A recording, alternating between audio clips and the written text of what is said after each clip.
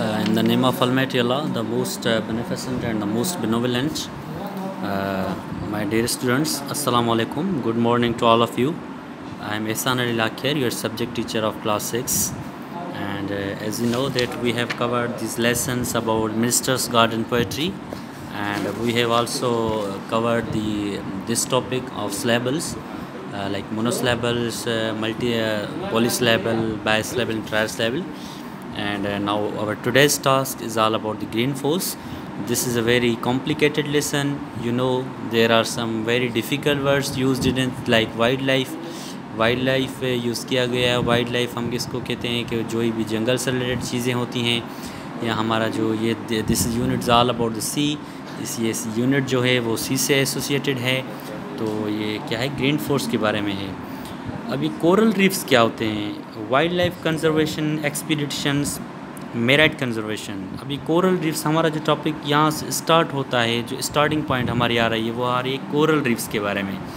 अब कोरल क्या होते हैं कि रेड और वाइट का मतलब बॉन्ड टाइप के एक क्रिएचर होती है, एक स्पीशीज़ होते हैं, एक क्रिएचर होती हैं जो हमारे क्या कि सी के बॉटम में रहती हैं, समंदर जो होता है उसके बॉटम में रहती हैं. और widely known as the rainforest of the sea because they are home to such massive diversity of the species. क्योंकि जो ये स्पीशीज़ होती हैं ये समंदर में रहती हैं. But not all people appreciate किसको कहते हैं, अप्रिशिएट हम जिसकी तारीफ़ करते हैं. I am appreciating your work. Crucial मतलब वेरी इंपॉर्टेंट टास्क होता है, हमारा क्रिटिकल टास्क होता है. तो हम ये पूरा टेक्स्ट रीड करेंगे. अब हम रीड कर रहे हैं, फॉर एग्जांपल यहाँ से हम रीड कर रहे हैं. The fact is that without the coral reefs के without it is very difficult to protect the fragile coastlines. Many islands and coastal areas would simply disappear beneath the ocean. Disappear means जो चीज़ मतलब वो होती है जो disappear हो जाती है, ज़ाहिर नहीं होती है. Add to the role they for coastal communities and you begin to realize that coral reefs are more than just a pretty underwater garden for the diver to enjoy.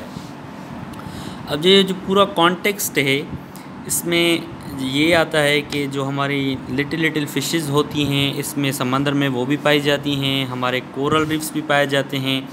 Coral reefs basically हमारे जो हैं वो एक red और white किस्म के एक bone type के मतलब क्रिएचर होती हैं. और कोरल्स जो हमारे हैं वो हमारे ज्वेलरी में मोस्टली बहुत इस्तेमाल होते हैं.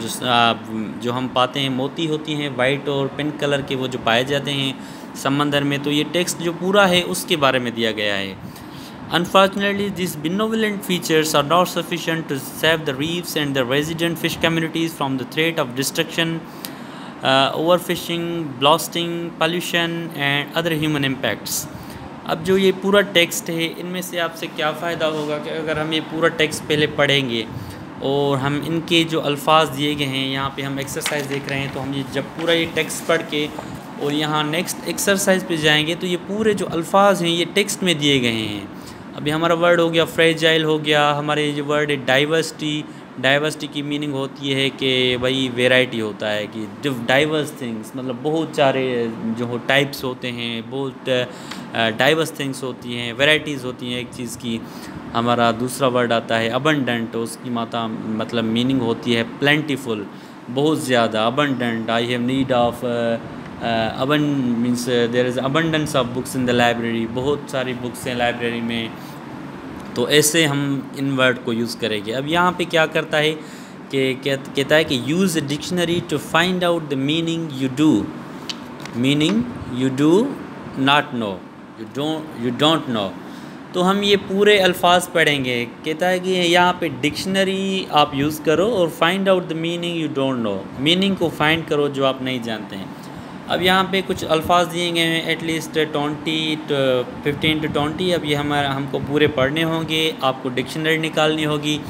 अब ये आपको 3 मैंने हल करके देखा है कि अबंडेंट मीन क्या होता है, बहुत सारी, प्लेंटीफुल, और इफ़ेक्ट्स मतलब असर. इम्पैक्ट्स को क्या कहते हैं, असर को कहते हैं, असर इफ़ेक्ट्स हम उसको कहते हैं. बेनोवेलेंट, रहमदिल, काइंडली. तो हमने ये आपको 3 मैंने आपको बता दिए हैं. अब आपको जो भी वर्ड हैं इनकी मीनिंग्स उनकी लिखनी पड़ने की। और जो ये मैंने बनाया गया अबंडेंट का प्लेंटीफुल हो गया। फॉर एग्ज़ाम्पल इम्पैक्ट्स असरात होते हैं तो इफ़ेक्ट्स असरात होते हैं। बेनोवलेंट मतलब रहमदिल होता है, तो काइंडली की मीनिंग रहमदिल होता है। तो ये आपके 3 वर्ड मैंने आपको बता दिए। अब इनमें से फ्रेजाइल की जो मीनिंग होगी वहाँ पे एक ऐसा वर्ड होगा जिसकी सेम मीनिंग होगी जो यहाँ पे फ्रेजाइल की है। तो आपकी ये आपके जो वर्ड्स रह रहे हैं वो आपके लिए HW3 आपके सॉल्व पड़े हुए हैं, और आपको जो दूसरे रह रहे हैं वो आपको खुद सॉल्व करने होंगे। और यहाँ पे किराए के राइटिंग सेंटेंसेस किराए के choose 6 of the words from the text in the left hand column above. अब ये हमारा राइट हो गया, ये हमारा लेफ़्ट हो गया।